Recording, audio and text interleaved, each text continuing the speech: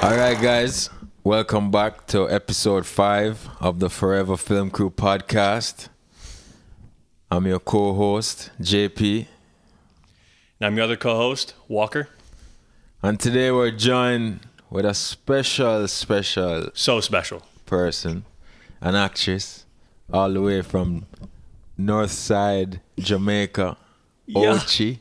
Yeah. You may have seen her when you're buying your Apple Watch, or maybe when you went to Disney, or maybe before you bought your tickets for Dave and Buster's. Boom.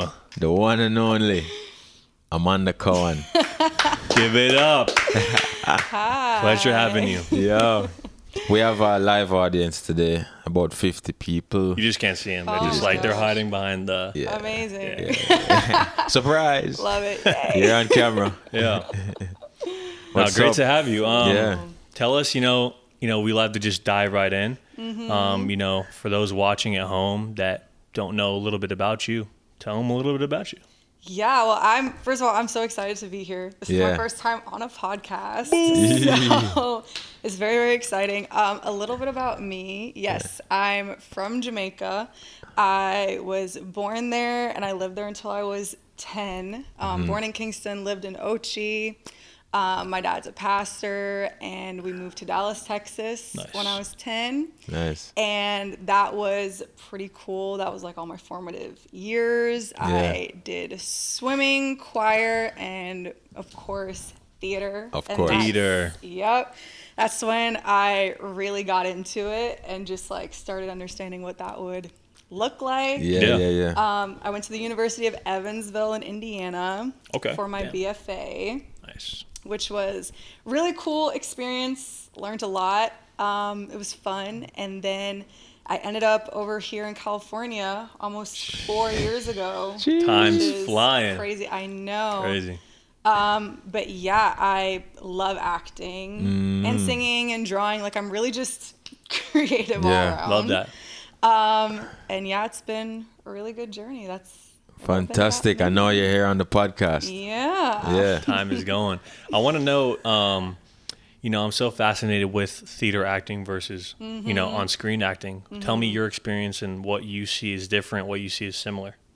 Yeah, theater, it's definitely a lot about conforming yourself to the angles, which honestly I think is a really great basis because there is some of that in film acting, like hitting your marks, and then when you're doing over the shoulder, like having different views. But with theater, it's a lot more of just opening yourself up for people who are like rows back. Truly.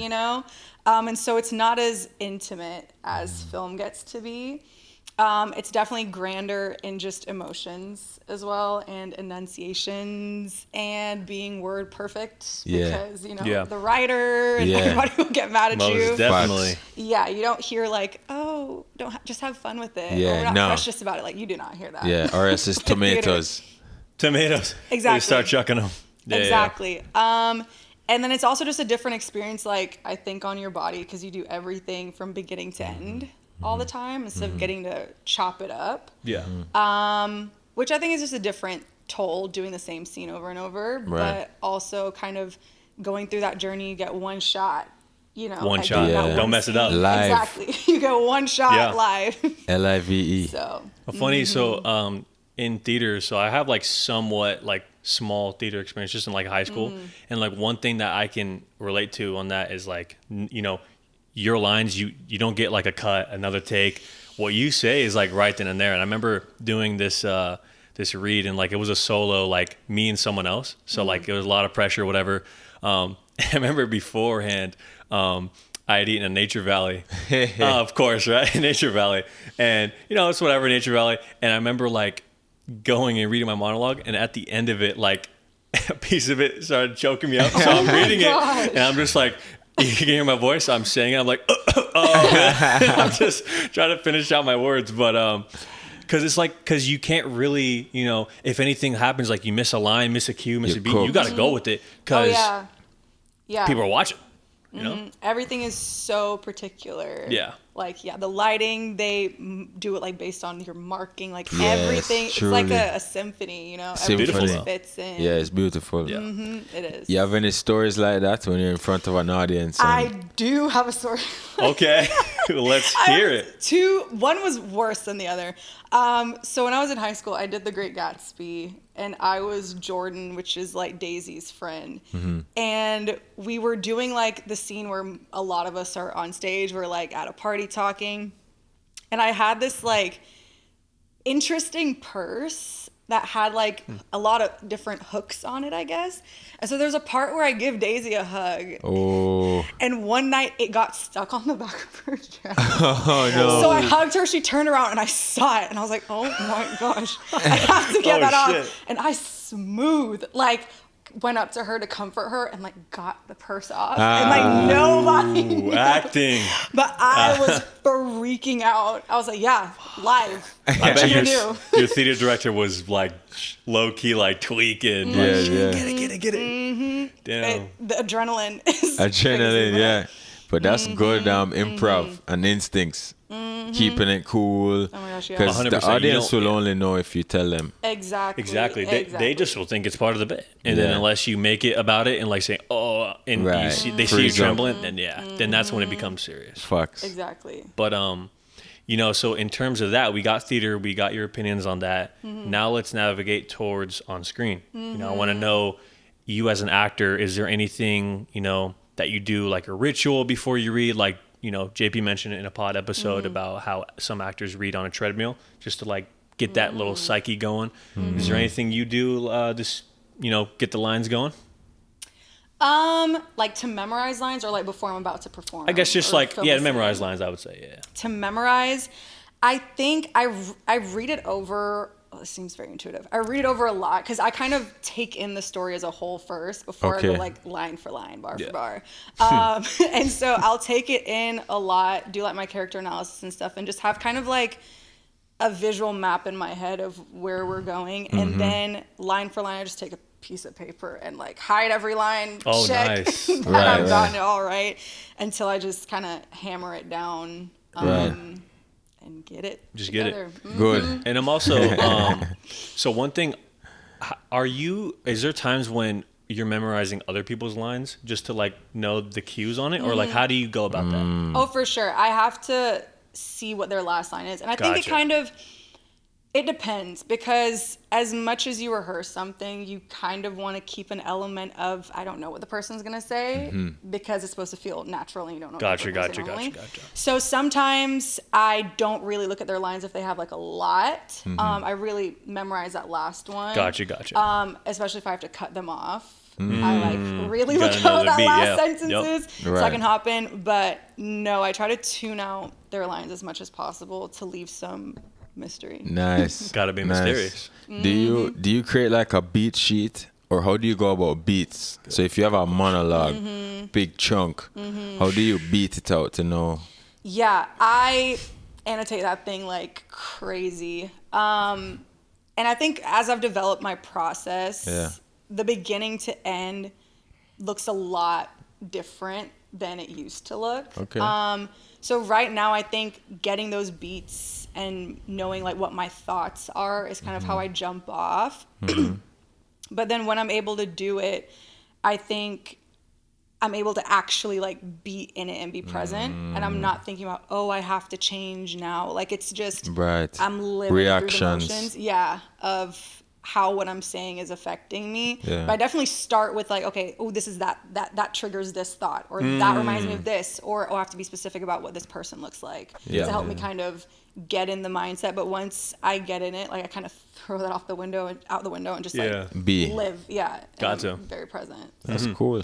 A lot of what me and JP have kind of learned at film school and just as directors is, we want to give the actor sort of like a space to be in, or just like a mindset for like certain lines or whatever the role may be, or how you want to say a line, and how you want to go about that. In that case, when you're working with directors or the past directors you've worked, like what is some things that stand out that they do or don't do as directors to actor relationship?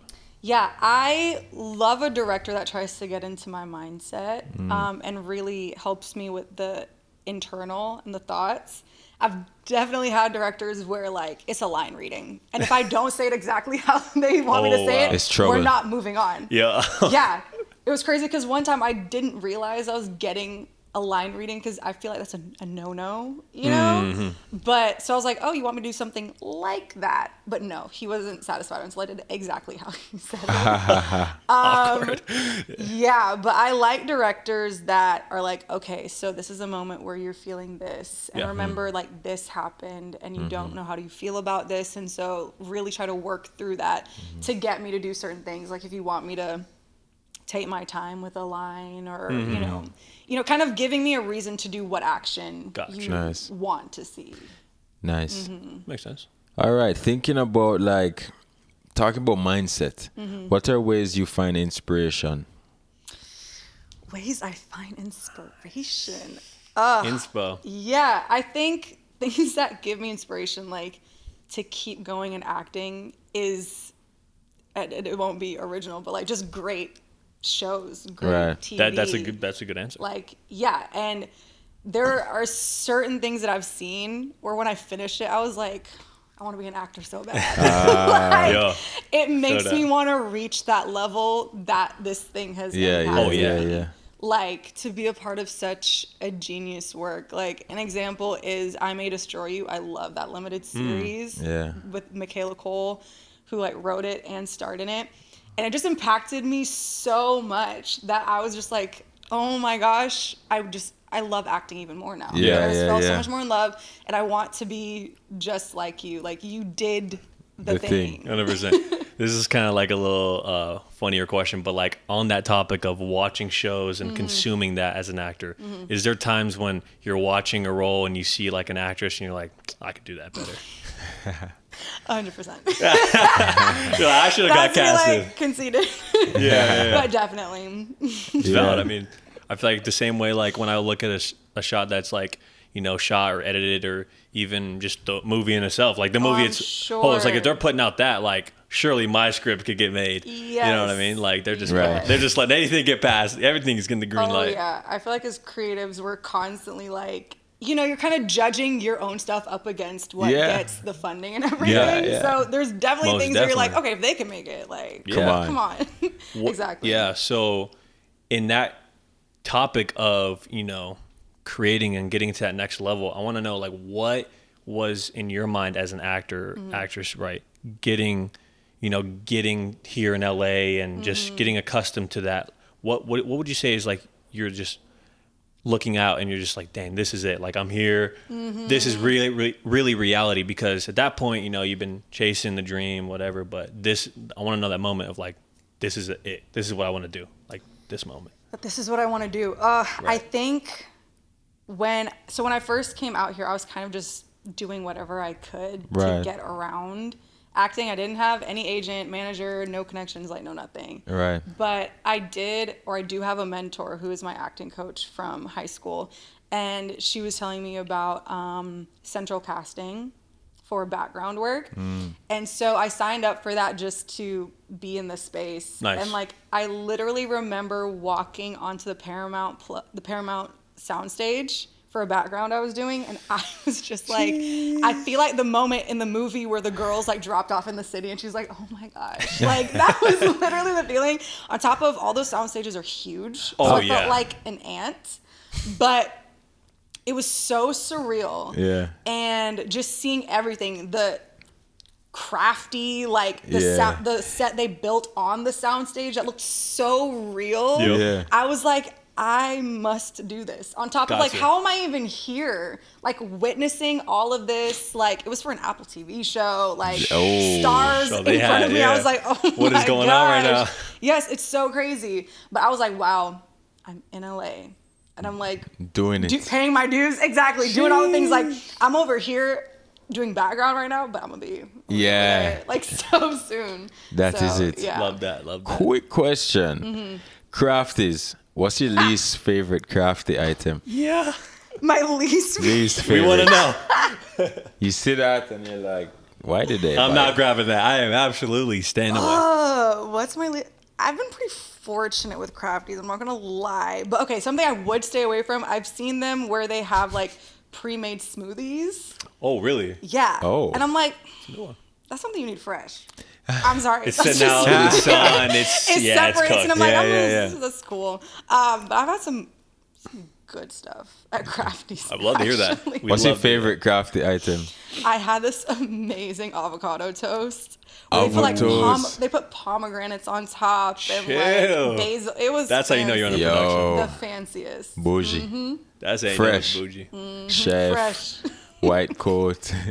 But since you've seen both French sides of accent. that, production-wise, not just crafty, but like just production-wise, what are things that, obviously like not just saying, the production itself, cameras, all that, but like just from a story side and just experience-wise, like what are some things that you can compare and contrast on those experiences? Yeah, from being background, you're not very privy to what's happening. You're kind of in two different worlds. Even like the stand-ins are in like a completely different world from you, even though you're both like background in a way.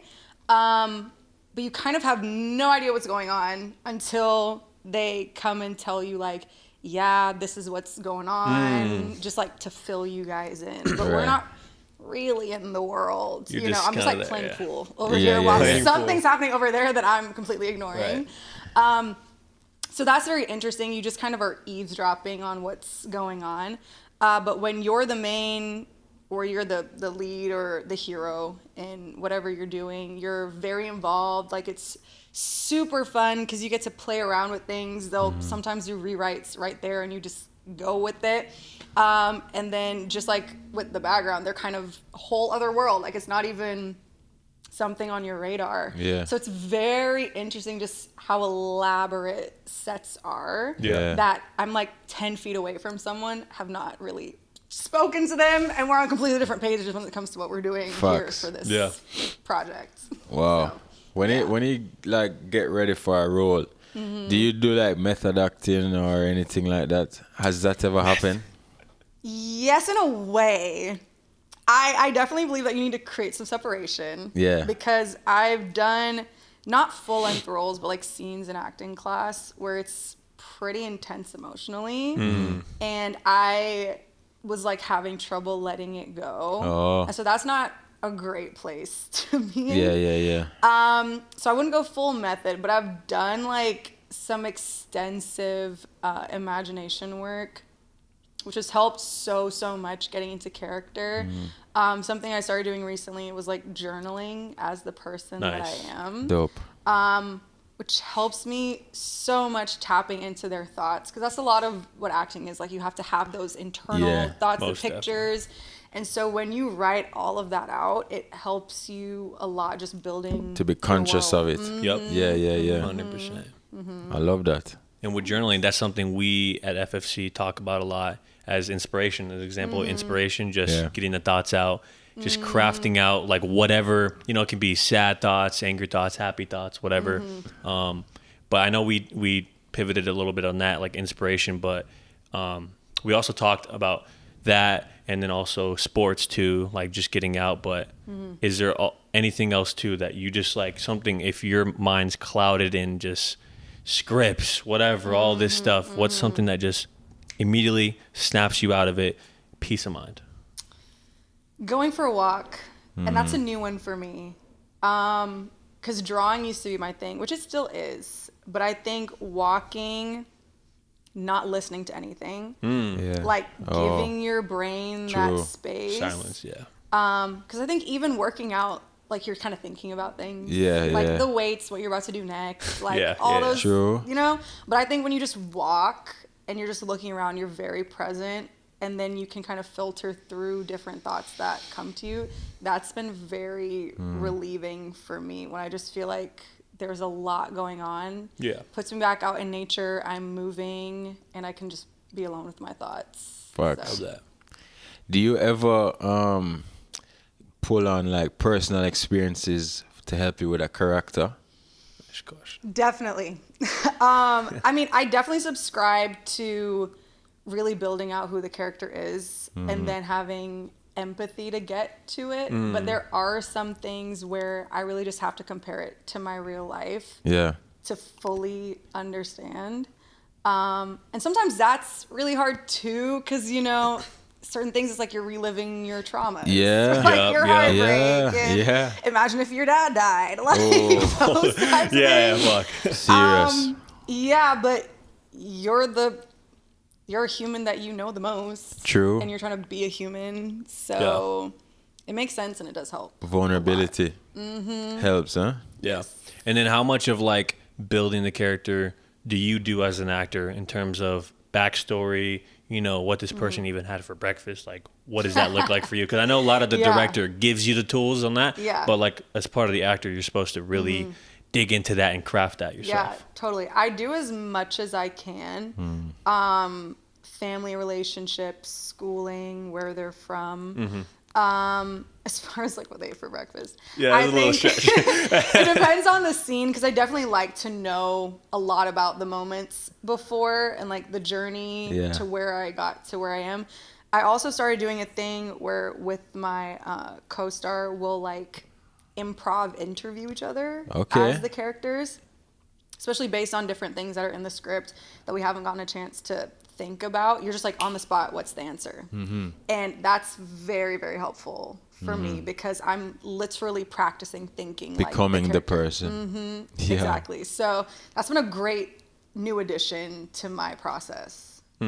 Amazing. Love that. You know, so we're friends, right? So I know that you are an amazing singer. Oh my gosh, thanks. When did you tap into singing?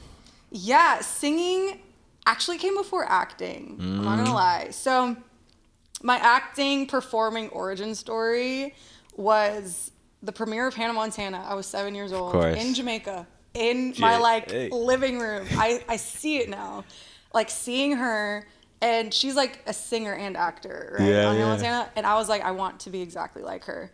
And so from then, I was just like singing in church. I sing all the time. Like my family gets so annoyed Yeah. with me, and now roommates. But I was just doing that. Then it was like choir in school, still in church for like youth. Yep.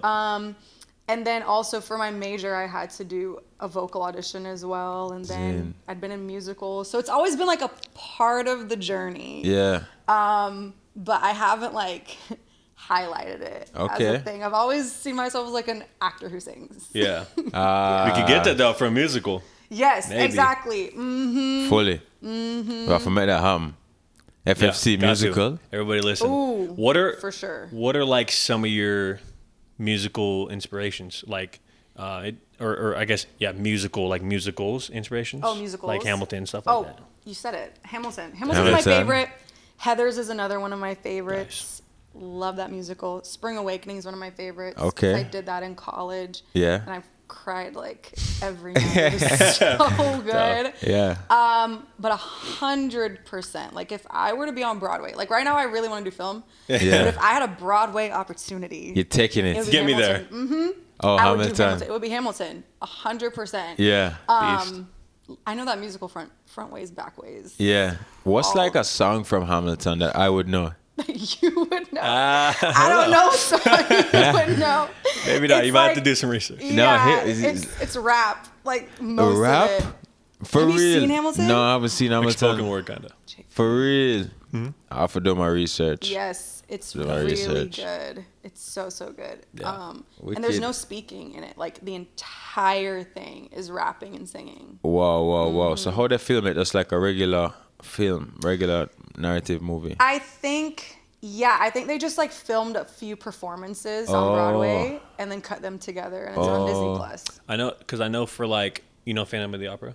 So for that, like some musicals are, you know, they're just every second of the screen is like songs. And it goes into like you have a little bit of dialogue and then jumps into like Phantom of the Yeah. Opera is Yeah. like an example of like there is a lot of musical performance, but there is some like, you know, obviously Yeah. dialogue, Dialogue. dramatization. But then there's examples of like these are still musicals technically, but like they're more like biopics, like, you know, Bohemian Rhapsody and Elvis. Those are like yes, you have the musical when it gets to the performance, Yeah. like on stage, but like Yeah. Those are other than that, cool. it's like the lifestyle and all the behind the Yeah. scenes too. So they definitely compare and contrast. Yeah, those are cool.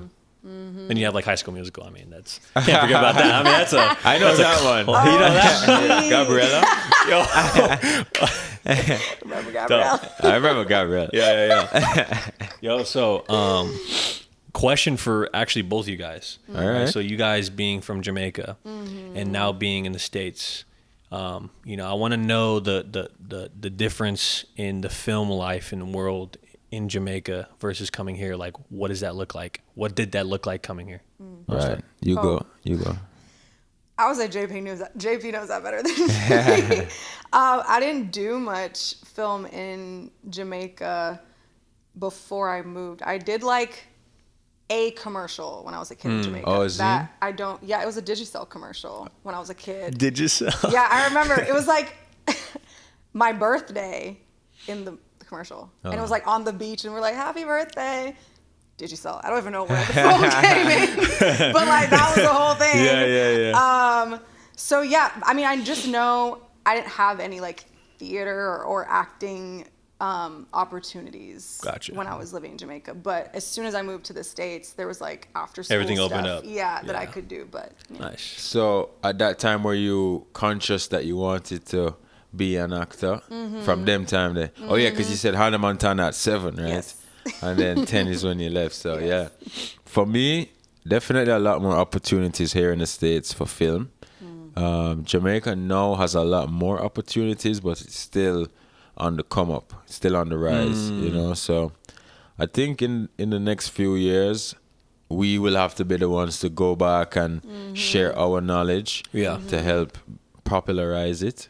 Gotcha. You know, but there's a lot of creative people in Jamaica, you know, a lot of storytellers, you know, because that's how they pass the time, you know, that's how they ease the stress, just by telling stories. So if you, the moment they get the right tools and the techniques, it's going to be amazing. You know, I look forward. I mean, there's nothing better than filming on a beach in Jamaica, in my opinion. Stupid. You know? Stupid visual. That alone is like paradise, you know. I can imagine. That's even now. That's a dream of mine. Like to go back to Jamaica and work on a Jamaican project. Like, oh my gosh, that would be amazing. That's one thing too. I want to see a lot more of is like, you know, because when we see films today, like, you know, obviously different countries, but in this example, Jamaica, like we see them just depicted of like Bob Marley and stuff like that. We don't, or, you know, you got 007, but that was just like, it wasn't as prominent. It was just, they're there, but it's that just a as backdrop. it wasn't as highlighted, but I would love to see a film that's like showcased about maybe a trip to Jamaica gone wrong, or like a funny, you know, get Kevin Hart in there or something, you know. Amanda. Yeah, of course, you know. Kevin and Amanda. That's a dynamic duo right there. Kevin, I'd love that. But I don't know. I just think that like highlighting that and just getting the culture on that. I mean, I don't unless you know a film that really highlights that in itself. There are a few, but they're all like 50 years old. I mean, The Harder They Come. Right. After that, you had Shutters. You had, you know, a bobsled one. Cool Runnings. Cool Runnings. Yeah. Quickly to pivot. So you went to this far away place to shoot a commercial. Yes. Where was it? It was this country called Slovenia. Yeah. It's like in the middle of Western Europe. It was very random. Yeah. So I'd booked an Apple Watch commercial, which I didn't know it was Apple Watch for real, till boots on the ground, like fitting, they're bringing in Apple Watch bands. Like it was code name from the beginning. Wow. It was all like the way through. Type of thing. Very, very hush hush. And it was such an amazing experience. Like flew me business class, the whole 5 yards. Love that. And I was there for like 5 days. So like fitting day, down day, shoot day, travel day, type of thing. It was very, very intricate, like short commercial, but the fitting itself was like 5 hours long. Really? Yes. For your wardrobe? Yes, for like my dress, bag, jacket, because I'm like sprinting. Oh, the really? whole commercial. Yeah. The whole thing is me running. Tough. So there was that, but it was beautiful. Like we just went to this random park. Yeah. Really, really pretty. Nice. And it was more exhausting than I thought, Yeah. even though I'm running. But it's multiple Of takes. course. Me running and screaming. Yeah. But it was so interesting to see how they did it. Like, they had an amazing director, like, has done Mission Impossible movies to do an Apple Watch commercial. Yeah. Yeah. Yeah. And there's like a whole shot where they have my hand and I'm supposed to be running and looking at the watch. And just how they did that was insane. Like, Yeah. had me on like the cart with the camera positioning. Oh. They were driving and I had to like move it up and Yeah, down to yeah, look like I yeah. was running. Like, it was Wicked. very, very interesting. Yeah. And then there are geese in it that I'm running away from, which I didn't fully think through because it was a terrifying experience. Real life geese. Real life geese. So Practical. they had to get like mad to chase me. Oh no. It was crazy, but it was so fun and Yeah. wild. I had a great time. Yeah, that's amazing. Traveling for work is just The best. an amazing thing, you know. It is. And then you traveled again for the Disney one. Mm-hmm. For Disney World. That was my first multi-day shoot. Okay. And it was wild. Like, we went to Disney World. We stayed at Disney World Resort, like in their Animal Kingdom one, which was crazy. Like, there was animals in the Real backyard. animals? Real animals. Like giraffes and zebras, like out my balcony. Giraffes. And so we have to like start shooting before the park opened because they actually couldn't close down the park for us to shoot. Right. Oh, gotcha. So we just had like the sliver of time before the park opened. So call time was 3:30 a.m. Yes. And you had to have hair and makeup done Yes. to get rush to set, get in clothes for the sun to come up. Like, we did one shot before the sun even came up just to like get it done. And it was really crazy. Like, we'd get to cut in lines to get on different rides so they can get the shots. It was in Florida, so it was kind of raining the whole Tropical. time. Yeah. It was insane. Yeah. So I was very damp. For the whole time. It's just raining and we have to like, they're like, Humid. okay, yeah. They're Not like, good all right, luck. we got to cut and wait out the rain. And we're just like waiting out the rain. And then, okay, let's set up again and go. Yeah. Like, it was really interesting working with the weather like that. But it was really fun. Like, the whole thing was basically like a montage of a group of young adult friends. Nice. And so we're just like goofing around the whole time. Yeah. Having fun, trying different Yeah. treats all over Disney World. Love that. like, So your job was was fun. to just have fun. yeah, basically. See, that's the actor's luxury. Just Yeah. sit back, have fun. And action. But the background, though, pivoting back to your background, I mean, because I did a little bit of background, and sometimes, like, you literally are just sitting there for hours until they literally need you. Yes. Like, especially if it's, like, a scene where you're in a waiting room or, like, on holding, and you're just like, all right, we'll go get you, like, they're lying to your face. They're like, all right, about 15 minutes. 2 hours later, they're like, oh, we're just getting a pickup shot. It's just Here's like, some peanuts. yeah. Yes, 100%. Here's the water. Yeah, here's a nature Yes. valley. Yes, you wait a lot. Yeah. Yeah. Background. What's a dream project? Dream project.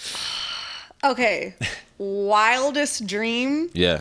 is like a sci-fi or spy film where I can do stunts. Wicked. Ooh, stunts. Yeah. I want to do stunts so bad.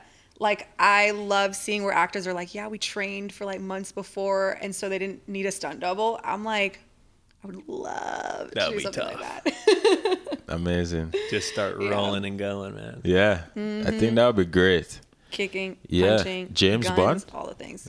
007 basically. in That might- Jamaica. You could be In the Jamaica, yeah. That might be the next Jamaican film. Exactly. Right there. But I actually want to pivot a little bit away from acting and talk a little bit about. So you mentioned earlier in the pod, your dad's a pastor, and then you mentioned a little bit about you and your steps and following path to Christianity and everything. I want to know, just like, this doesn't have to tie to acting, of course. This could just be your beliefs and everything. But I want to know how you follow faith and how you stay on a path through God and everything. Yeah, 100%. So being a pastor's kid, I think has like a bad rap. People think, and I mean, it's true for a lot of people, like you have a lot of pressure because you feel like so many eyes are on you. And then your parent being the pastor feels like they kind of have to be perfect and have the perfect family to go along with it. Super blessed that my dad does not care what people think of him. He's definitely one of the pastors who, I mean, he has a life before he was a Christian, which JP knows my family. So reggae family type of thing. And so he just doesn't care what people think about him. And so I'm very blessed to have been raised in that way to where I could discover it on my own. Because definitely going to college shifted that a lot.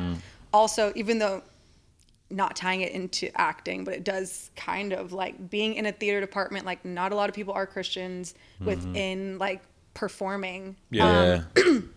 Because just a lot of like what being on stage, like you're standing up for things and people who are, you know, in different groups. And a lot of times Christianity doesn't match that with, for the most part. And so it was very lonely and weird. I was definitely discovering what it meant for me. But I definitely found my own relationship with the Lord like through COVID because, and I'm kind of thankful that this is part of the acting journey. It takes faith, whether you want to call it faith or not. Like acting, directing, like just what we do. Truly. It's so much unknown.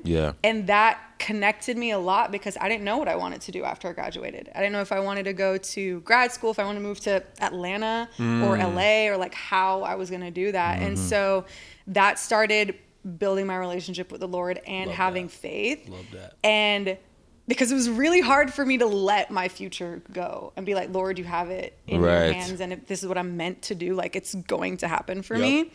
And so I'm blessed to say like, I've been able to work on that. And so just being in this space of like, what happens a lot with actors, you get a lot of rejection.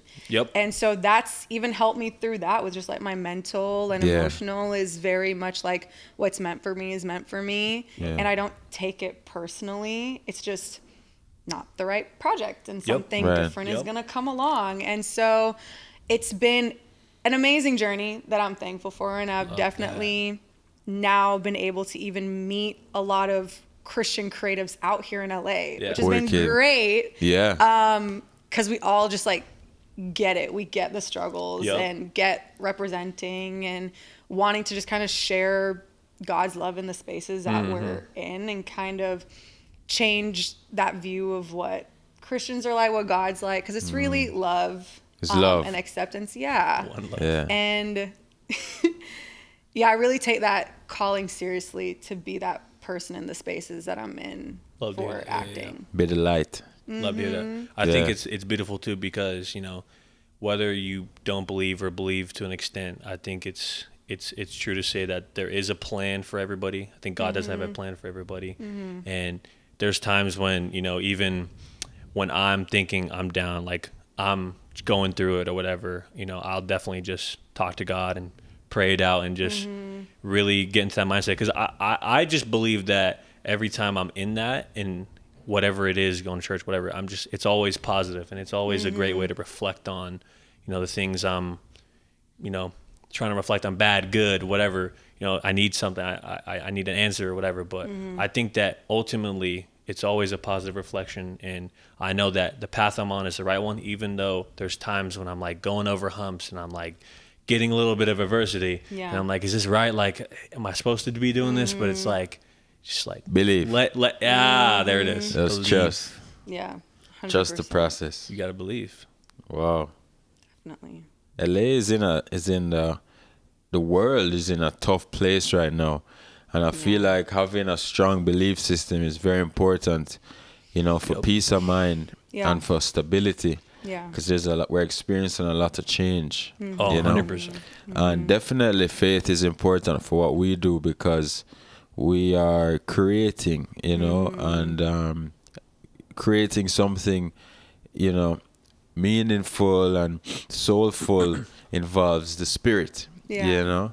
And so it's easy to get misguided and start to fulfill forces that aren't good. You know, so you want stay true to yourself and remember your principles and you know, do it for the right reasons. Oh yeah. Because it's easy to get caught up in some foolishness, you know. Definitely. Electronics, man. Yeah, do it for the love. Yep. How do you ever think about like sustainability? You know, there all these like you know, examples of artists who burn out, you know, or turn to drugs or whatever. You ever think about that? How to prevent it? I mean, when it's prayerfully soon my full time, I definitely think like you have to have a really good community that's outside of your work. Because I think if all you see is kind of your work all the time, I think that's kind of how you burn out, because it's just something that you're kind of harping on, even though it's something you enjoy doing. When it becomes everything, it's like the other parts of you don't get to breathe and live. Yeah. And so I think having community that aren't actors, just to like have fun and have relief and have different kinds of conversation helps when it is the thing that you're doing 90% of the time. Yeah. If it's like, if I have to have one more conversation about being on set, or like my new whatever project I'm going on, like, you know, I think it just becomes really tiring and less enjoyable that way, and becomes like I have to instead of I get to. And so I think having that work-life balance, even with your passion, is important. Eh? So our brand is called Forever Film Crew. Yeah. Right? What does the word forever mean to you? Forever. Yeah. It means something that doesn't change and lasts and is permanent. Yeah. Yeah, like consistent. Yeah. How does that relate to maybe, or have you ever thought about that in how you pick your projects? Good Good question. I'm starting to think about that more.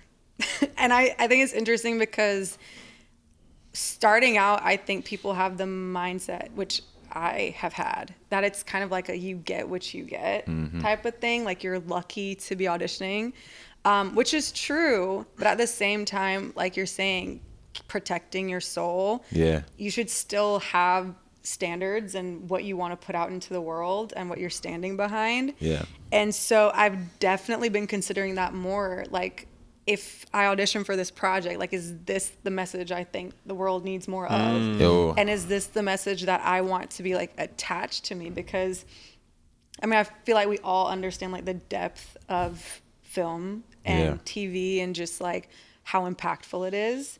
And because it affects people in such a way, I think it's very important to take it seriously. Like what you put out there is going to have a certain effect. It does last forever. It is forever. The internet's forever. Everything's forever. Yeah. What is the message that the world needs right now? The message.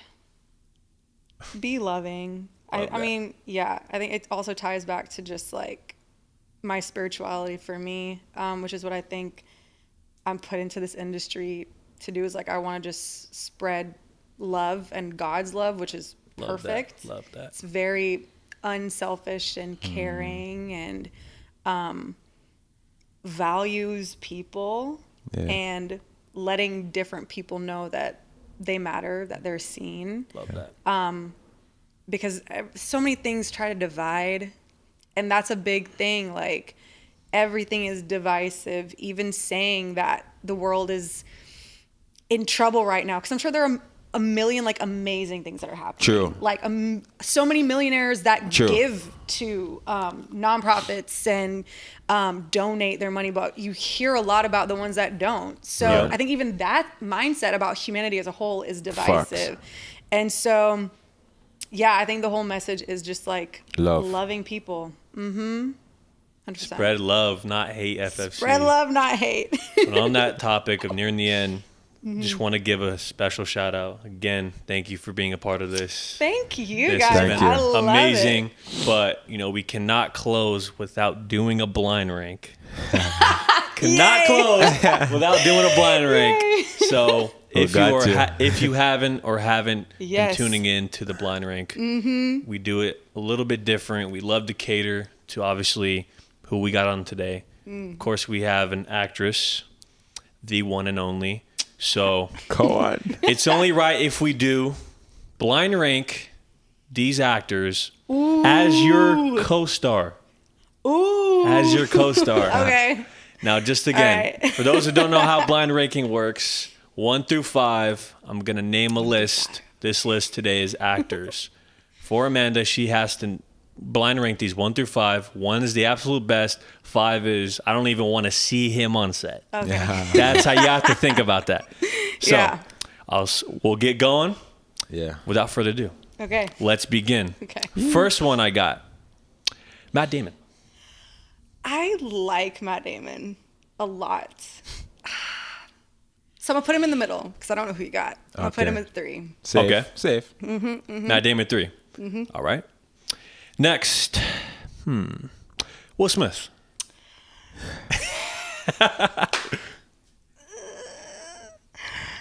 I have mixed feelings about Will Smith nowadays. Hey, he's a legend though. I am he legend. Is, Yeah. He is. I mean, so is Matt Damon, but like he is. Okay, I'll put him at 2. Boom. Yeah. Dang, I only have 5. Dang. 2. Okay, I'm gonna put him at 2. Are you locking in 2? Yeah, I'm locking in 2. Okay. All right.